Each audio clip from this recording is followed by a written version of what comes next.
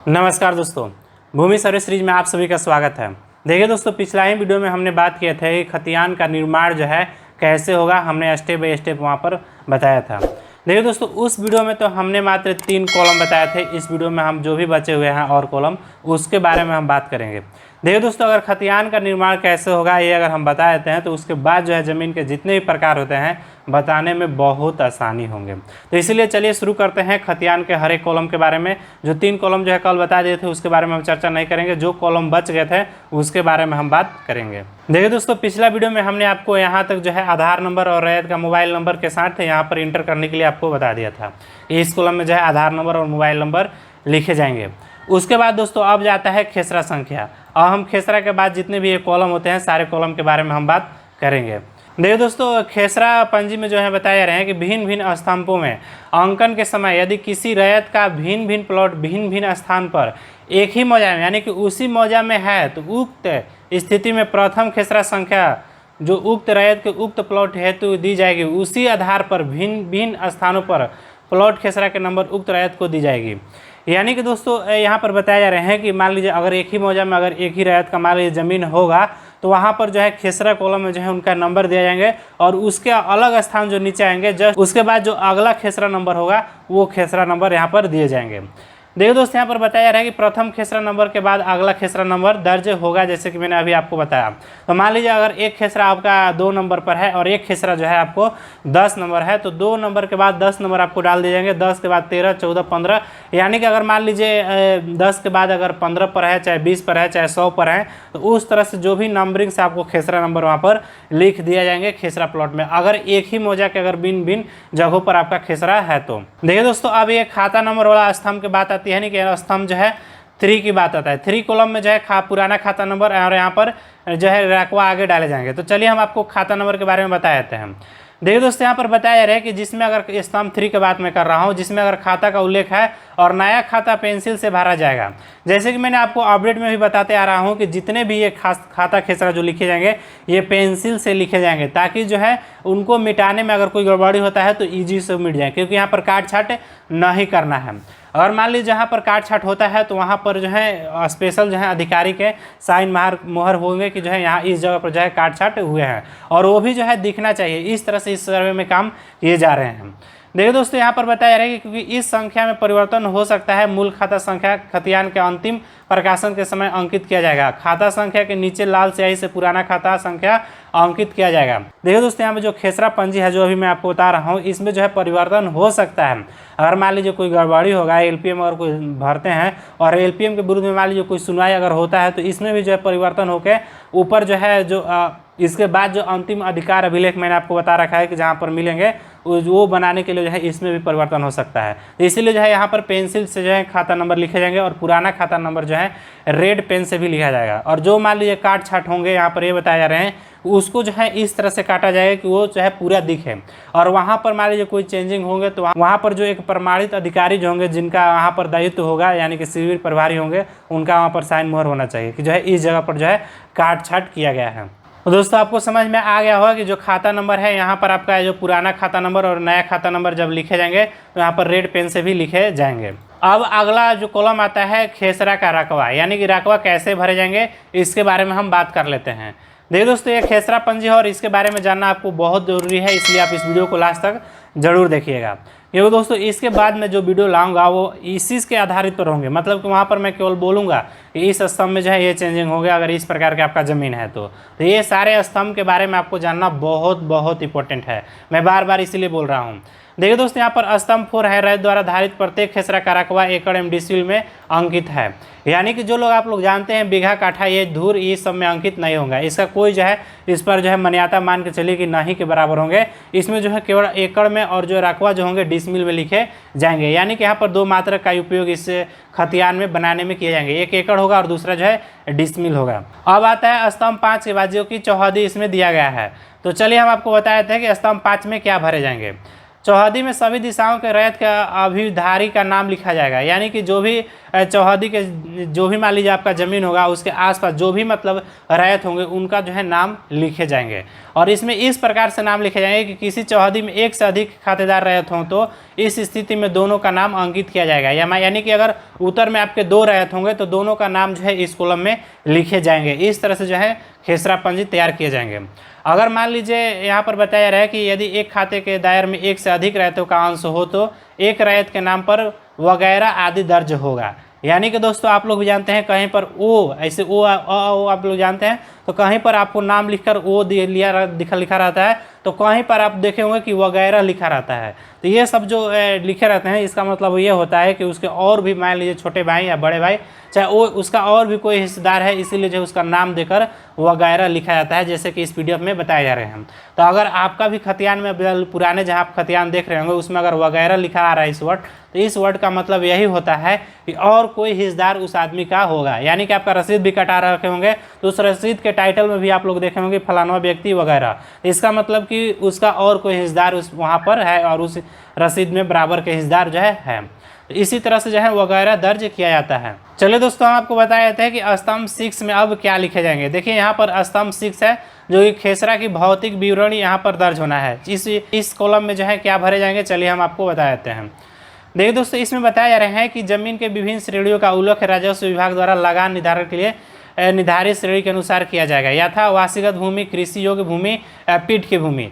वासीगत भूमि ये हो गया कि जहाँ पर लोग रहते हैं घर मकान बनाकर उस तरह की भूमि, और जो कृषि योग्य भूमि है जहाँ पर लोग खेती वगैरह करते हैं उस तरह की भूमि, और जहाँ पर पीठ की भूमि यहाँ पर बोला गया है। इसका मतलब कि एक प्रकार के फसल उस खेत में जिस खेत में किए जाते हैं उसे हम पीठ की भूमि बोलते हैं, चाहे उसमें आप तो भदई रोपिए चाहे आप अघानी रोपिए, जिस तरह के फसल वहाँ पर होते हैं मतलब कि एक ही प्रकार के उसमें फसल होते हैं तो उसे हम पीठ की भूमि बोल देते हैं।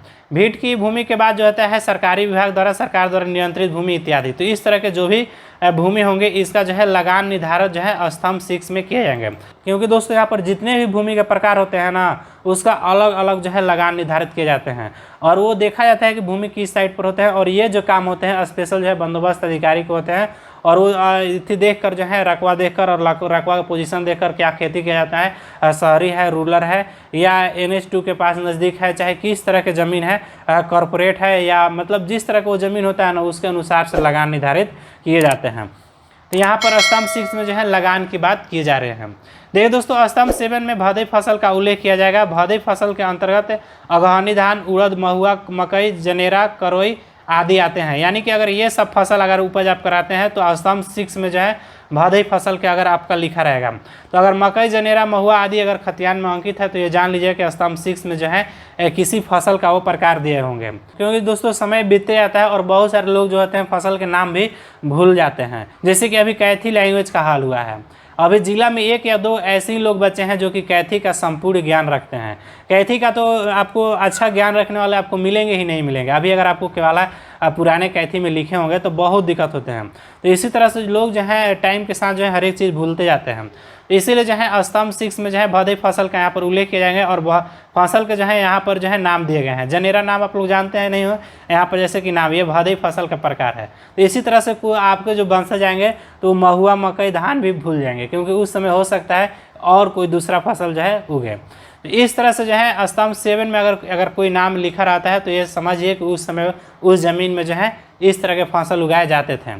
देखिए दोस्तों स्तंभ 8 में जो है अगहनी फसल का उल्लेख किया जाएगा। अतः फसल के अंतर्गत अगहनी धान, बाजरा, अरहर, कुर्थी, अलुआ, शकरकंद, आलू, अदरक आदि, हल्दी, मेथी इत्यादि फसल का इसमें उल्लेख है। यानी कि अगर स्तंभ 8 में अगर कुछ चीज़ लिखा रहेगा, अगर दोस्तों मान लीजिए स्तंभ 8 में अगर कुछ लिखा होगा तो मान के चलिए वो अगहनी जो है उसमें फसल का विवरण है और वो फसल का भले आप नहीं अभी नाम नहीं जानते हैं लेकिन उस समय जो है अगहनी फसल जो रोपा गया था और उसका जो है शब्द वहाँ पर लिखे गए हैं। देखिए दोस्तों पहले आपको मैं बता देता हूँ। देखिए यहाँ पर जो है मैं आपको बता रहा हूँ भदई और अगहनी। यहाँ पर अब आता है रबी फसल। अब रबी फसल के जैसे कि आप लोग भी गेहूँ नाम जानते हैं, तिलहन उहन जो है रबी फसल में आते हैं। तो यहाँ पर जैसे कि रबी फसल का उल्लेख किया जाता है। रबी के अंतर्गत गेहूँ, जौ, चना, केराव, मूंग, मसूर, खेसारी, जई, तीसी, तोरी, अराई, लहसुन, ये सब ज़्यादा जो फसल होते हैं रबी के अंतर्गत आते हैं, तंबाकू आदि। तो धान की रबी के में भी आता है। इसी अतिरिक्त फल का बगीचा, सरकारी बागवान, पान बागवान, केला की रबी में ही आता है। तो ये जो बागवान भी होते हैं जो है ये भी जो है रबी के फसल में ही आते हैं। तो स्तंभ 9 में अगर कोई चीज़ लिखा होगा तो जानिए कि रबी फसल जो है कि वो लिखे गए हैं। तो इस तरह से खतियान में हर एक चीज़ आप लोग जान जाइएगा। इसीलिए मैं आपको बोल रहा हूँ कि खतियान में कहाँ कहाँ क्या चीज़ लिखा रहता है, ये वीडियो के बाद आप सारा चीज़ जान जाइएगा। आपको देखना है, बहुत ज़रूरी है। उसके बाद जो है हम रैयती और सरकारी ज़मीन के प्रकार बताएंगे ना, तो बहुत आपको ईजी होंगे समझना। इसीलिए जो है मैं आपको इतना धीरे धीरे मैं ये सारा चीज़ आपको बता रहा हूँ। उसके बाद आता है स्तंभ 7, 8, 9। उसके बाद दोस्तों यहाँ पर आता है स्तंभ 7, 9, 8, यानी कि ये सब स्तंभ के बारे में बात किए जा रहे हैं। तो चलिए हम आपको बता देते हैं कि ये सब स्तंभ में क्या क्या लिखे जाएंगे। देखिए इसमें बताया रहे हैं कि स्तंभ 7, 9, 8 में भरने पर यह ध्यान रखा जाएगा कि बहुत सारे फसल भदई, अगहनी, रबी 3 प्रकार के या 2 प्रकार के हो सकते हैं। जैसे चीनी भदई, अगहनी और रबी तीनों में होता है। मूंग, अगहनी, रबी दोनों हो सकता है। तो मान लीजिए कि अगर मान लीजिए जो कंबाइन होता है यानी कि उभयचर फसल मान के चलते हैं, ये रबी में भी आ जाता है और जो है ये अगहनी में भी आ जाता है। इस तरह के जो फसल होते हैं यह निर्भर करता है कि फसल किस ऋतु में उपज रहे हैं। तो फसलों का एक संक्षिप्त संदर्भ निम्नरूपण है। तो अगर ये जो अगहनी, रबी जो दिए गए हैं ये फसल, इसका जो है ब्यौरा उसमें दिए जाएंगे और इसका जो है पूरा ब्यौरा यहाँ पर दिए गए हैं कि कौन कौन से जो फसल जो है, जैसे कि बहुत सारे लोग मिर्च उगाते हैं तो बहुत सारे लोग अलग अलग के फसल यहाँ पर उगाते हैं। यहाँ पर बहुत सारे फसल का यहाँ पर नाम दिए गए हैं। तो ये सारा चीज़ आपको जानना उतना ज़रूरी नहीं है, लेकिन आप ये जानिए कि इस तरह का जो 7, 9, 8 कॉलम है उसमें फसल के प्रकार होते हैं। तो ये आपको इतना अगर आप जान लीजिए तो आपको बहुत काफ़ी होंगे खतियान समझना। ये सब जो कॉलम होते हैं इसमें केवल मान के चलिए कि भदई, अगर अगहनी और जो मान लीजिए रबी फसल है, इसमें मुख्य जो फसलें होते हैं जो उपज किए जाते हैं उसी का नाम जो है खतियान में दर्ज किया जाता है। अब ऐसा नहीं है कोई जो है मिर्च का खेती कर रहा है, चाहे छोटा मोटा जो खेती कर रहा है लोग, जैसे कि बाड़ी वगैरह का खेती लोग करते हैं, सब्जी की खेती करते हैं, तो उस तरह के नाम जो है यहाँ पर अंकित नहीं किए जाएंगे। जो रबी और जो भदई और जो अगहनी फसल है उनके जो मुख्य फसल होते हैं, जो आप लोग कृषि करते होंगे तो आपको पता होगा, तो उस तरह के नाम जो है 7, 8, 9 कॉलम में जो है अंकित किए जाएंगे। कॉलम 8 जो है वहाँ पर 10 की बात कर रहा हूँ, इसमें जो है फसल जैसे मेडिसिन प्लांट, फूल की खेती, इंद्राज आदि भरा जाएगा। अतिरिक्त मखाना और खिसड़ा भी कॉलम में भरा जाएगा। यानी कि ये जो है फसल संबंधित है, लेकिन ये मेडिसिन से संबंधित है। यानी कि अगर कोई ड्रग से संबंधित अगर आप खेती कर रहे हैं, अगर दवा बनाने से संबंधित, तो जो है आप जो है कॉलम 10 के में जो लिखे गए हैं आप समझिए कि जो है ये जो है उसी के बारे में बात किए जा रहे हैं। ये जितने भी जो ये कॉलम जो है यहाँ से शुरू हुआ है ये सारे जो हैं कृषि संबंधित जो ही है, और इसमें जो भी भरे जाएंगे ये समझिए कि उस समय जो चीज़ का खेती किया जा रहा था। देखिए दोस्तों, कॉलम 8 जो आते हैं इसके अंतर्गत जमीन का इंद्राज भरा जाएगा जिस पर कृषि कार्य किया जाता है। अब इंद्राज हम आपको बता रहे हैं क्योंकि अभी जो है इंद्राज ही चल रहा है, और इसमें जो है बताया जा रहा है कि इंद्राज भरा जाएगा जिस पर कृषि कार्य किया जाता था। अब इंद्राज में आप लोग सोच रहे होंगे कि इंद्राज में क्या भरा जाएगा, तो यहाँ पर देखिए यहाँ पर बहुत सारे प्रकार यहाँ पर दिए गए हैं। यहाँ पर जब आप लोग आइएगा तो यहाँ पर देखे होंगे कि इंद्राज में जो है यहाँ पर कृषि, प्रति आवासीय और औद्योगिक अन्य यहाँ पर दिए गए हैं। तो जिस तरह का वहाँ पर ज़मीन होगा उसके अनुसार से यहाँ पर काम किए जाएंगे। और इंद्राज में 11, 12, 13, 14 में यहाँ पर दिए गए हैं। मान लीजिए यहाँ पर 12 में कृषि योग्य है तो उस पर जो है क्या क्या दिए जाएंगे, यहाँ पर वास भूमि, तालाब, पहाड़, मस्जिद आदि हैं तो वहाँ पर लिख दिए जाएंगे। और मान लीजिए कॉलम 13 जो है लगान रहते द्वारा भुगतान किया जाता है, तो लगान में आधार कृषि शेष जैसे परिवहन, शिक्षा शेष, स्वास्थ्य शेष आदि उल्लेख किया जाएगा। और 14 कॉलम में यदि कोई विशेषता खातिरदारी के संबंध में हो तो उसका उल्लेख किया जाता है। रेहन, लीज आदि के जो है अगर कोई भूमि दे रखे हैं तो उसका जो है उसमें उल्लेख रहता है। और भूस्वामी के नाम से खाता खुलेगा। कॉलम 14 में रेहनदार, लीजधारी का नाम भरा जाएगा। गैर मजरूआ मालिक भूमि पर लंबे समय अर्ज से बसे खेती करने वाले अवैध दखलकार जिसका जिक्र कैडस्ट्रल रिविजनल सर्वे में है उसका नाम वहाँ पर दिए जाएंगे। इस तरह से दोस्तों इसमें काम किए जाएंगे। और ये जो 14 जो कॉलम है, ये कॉलम के बारे में बात मैं कर रहा हूँ, अभियुक्त कॉलम के। क्योंकि दोस्तों इस कॉलम में यहाँ पर अभियुक्त जो कॉलम है ना, ये 14 कॉलम है, इसमें जो है जो भी रिविजनल सर्वे जिसका अवैध दखल है, जो अवैध दखल होगा उसमें जो है अंकित कर दिया जाएगा उसका नाम। तो इस कॉलम में जो भी व्यक्ति का नाम होगा तो वहाँ पर लिख जाएंगे कि ये व्यक्ति जो है अवैध रूप से उस समय वहाँ पर रह रहे थे। तो इस तरह से जो है 14 कॉलम में भरे जाएंगे। और 14 कॉलम में जो 24 तरह के इसमें जो है एक से बताए गए हैं, इसमें सारा आपको डिटेल आपको मैं समझा दिया, आपको पता चल ही गए होंगे। तो यहाँ से आप 1, 2, 3 ऐसे कर लीजिएगा। यहाँ पर 14 कॉलम दिए गए हैं, जैसे कि 1, 2, 3, 4, 5, 6, 7, 8, 9, 10, 11, 12, यानी कि यहाँ पर 14 टोटल कॉलम यहाँ पर दिए गए हैं। यहाँ से आप कैलकुलेट कीजिएगा तो 14 कॉलम दिए गए हैं और उसके अंतर्गत जो है 24 तरह के यहाँ पर खाका दिए गए हैं। तो इस तरह से जो है 14 कॉलम में आपको फिलअप करना होगा और 15 कॉलम में जो मान लीजिए दावा आपत्ति फॉर्म भरेंगे तो उनका नाम जो है यहाँ पर लिखे जाएंगे। इसके बाद दोस्तों 14 कॉलम तो खतियान में हमने आपको बता दिया, उसके अंदर जो है 25 तरह के खाका आप लोग को देखने को मिलेंगे, 24 तरह के खाका है। और उसके बाद जो है एक और कॉलम होते हैं, वो जो है 15 होता है, उसमें जो है दावा आपत्ति फॉर्म भरे जाते हैं। यानी कि दावा आपत्ति जो लोग करते हैं उसका डिटेल जो है अमीन द्वारा लिख दिया जाता है, चिन्हित कर दिया जाता है कि जो है खेसरा पंजी हम भर रहे हैं तो इसमें जो है इस तरह के जो है दावा आपत्ति किए हैं, ताकि वो उनको याद रखें, इसलिए जो है वो भर देते हैं अपने से। तो इस तरह से जो है यहाँ पर खेसरा पंजी का निर्माण किए जाएंगे। अगर दोस्तों मान लीजिए आपका रैयती ज़मीन होंगे तो आपको सेम टू सेम यही आपको रहने वाला है, यानी कि आपका नाम रहेगा, उसके बाद आपका हिस्सेदार का नाम रहेगा, खाता खेसरा रकबा, उसके बाद चौहदी, उसके बाद जो है आपका जो भी मान लीजिए अगहनी धान वगैरह रोपते हैं वो सारा चीज़, अगहनी रबी फसल का उसमें ब्यौरा रहेगा। उसके बाद लगान रहेंगे, उसके बाद जो है अभियुक्त कॉलम में अगर कोई मान लीजिए होगा तो वहाँ पर अवैध रख तो वो जो है अवैध दखल वहाँ पर लिख दिया जाएगा। अगर सरकारी ज़मीन होगा तो सरकारी के नाम से खाता खुलेंगे, और मान लीजिए जो अवैध में होंगे तो उसको अभियुक्त कॉलम में नाम लिखे जाएंगे। और ज़मीन के जो भी उपयोग होते हैं, जैसे कि औद्योगिक के लिए होता है, चाहे मान लीजिए बहुत सारे जो है ग्रामीण क्षेत्र के ज़मीनें होते हैं, चाहे जिस प्रकार के ज़मीन होते हैं उस प्रकार के जो है उपयुक्त कॉलम से पहले जो कॉलम होता है उसमें दिया जाता है, ताकि लगान निर्धारित करने में आसानी हो सके। मुझे आशा है दोस्तों कि आपको खेसरा पंजी कैसे भरे जाएंगे आपको समझ में आ गया होगा, और खतियान कैसे बनेगा आपको पूरा समझ में आ गए होंगे। नेक्स्ट वीडियो में दोस्तों हम अब खानापुरी प्रक्रम में हर एक ज़मीन के बारे में बताएंगे। पहले तो मैं आपको रैयती के बारे में थोड़ा सा चर्चा कर दूंगा कि रैयती जो है कैसे, क्योंकि रैयती तो सेम यही होने वाला है, जैसे मैंने आपको बताया सेम वैसे ही होगा, लेकिन और सारे जो ज़मीनें हैं उसके बारे में हम चर्चा करते रहेंगे।